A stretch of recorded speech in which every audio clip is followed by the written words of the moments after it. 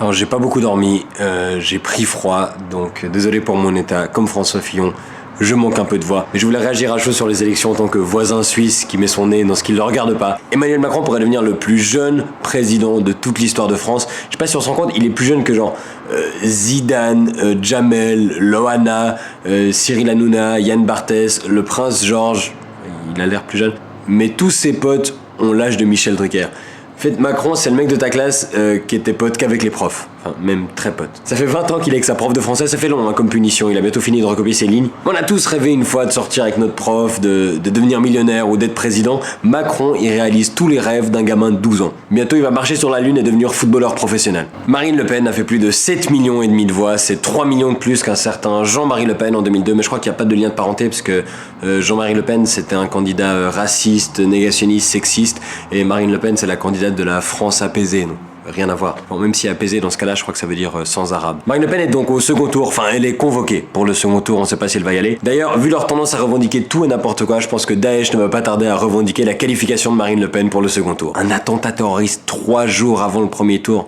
Je crois que la lettre de la petite Marine au Père Noël est bien arrivée. Et maintenant, si le Père Noël pouvait repartir, parce que on est chez nous. Marine a déclaré durant sa campagne que la France n'était pas responsable de la rafle du Veldiv, que la colonisation avait apporté beaucoup de bons à l'Algérie, et elle est au deuxième tour quand même, donc je pense que ça va l'encourager, elle va se lâcher, elle va nous dire que l'esclavage a quand même fait beaucoup pour l'agriculture aux États-Unis, que l'Holocauste, on peut dire ce qu'on veut, mais les trains étaient à l'heure, avec la bombe atomique, c'est un formidable désherbant quand même. Jean-Luc Mélenchon remporte 19,5% des voix, tandis que l'hologramme de Jean-Luc Mélenchon de Nancy remporte 0,8%, celui de Montpellier remporte 0,7%, celui de Nantes remporte... Vous avez compris cette blague. Ah, il nous aura fait marrer avec ses hologrammes. Où suis-je? À Paris! Et maintenant? Pas au deuxième tour! Bon, il a quasi doublé son score depuis 2012, donc en 2022, c'est pour lui. Même s'il aurait 70 ans, mais bon, il bouffe du quinoa, il a une chaîne YouTube, il a un jeu vidéo. À mon avis, c'est lui qui est trentenaire et Macron qui a 65 ans.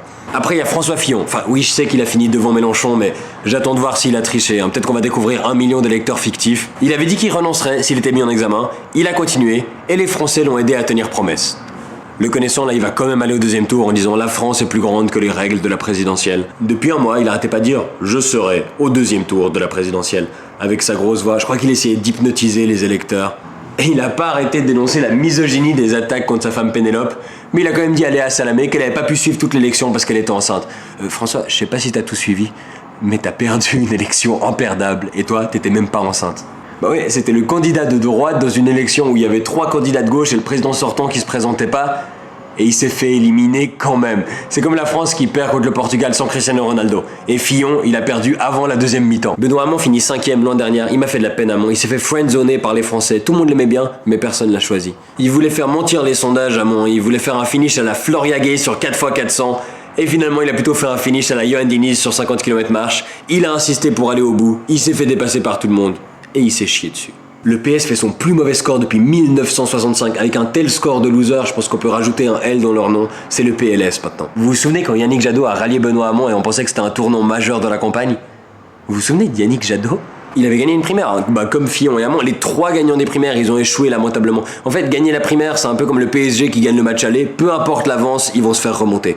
Nicolas Dupont-Aignan finit 6ème. Son parti s'appelle Debout la France. Le nom, c'est une partie de Jacadi. Ah, Jean Lassalle finit 7ème.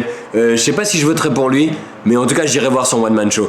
Le mec, toute sa campagne, il arrêtait pas de faire des commentaires hyper déplacés sur les décolletés de ses supportrices, et il est maire d'un village qui s'appelle Lourdios. Ça s'invente pas. C'est pas celui qui a fait la campagne la plus réussie, mais c'est le seul qui a eu l'air de s'amuser pendant tout le long de sa campagne. Là, alors où je vous parle, Jean Lassalle, il est en train de fêter sa défaite. Il a 3 pour 1000 à son QG de campagne, il est en train de gueuler ils vont tous vous baiser. Maintenant, qui c'est qui baise Jean Lassalle? Philippe Poutou a fait 1%.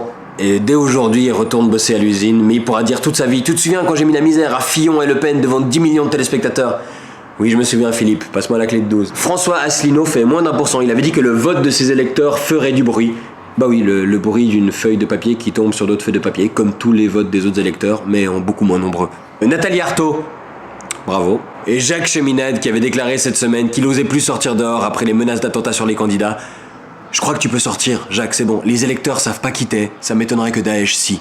Et la photo de la soirée, c'est François Hollande qui regarde les résultats seul dans un salon. Il m'a fait tellement de la peine. Je crois que si je pouvais, je voterais pour lui au deuxième tour.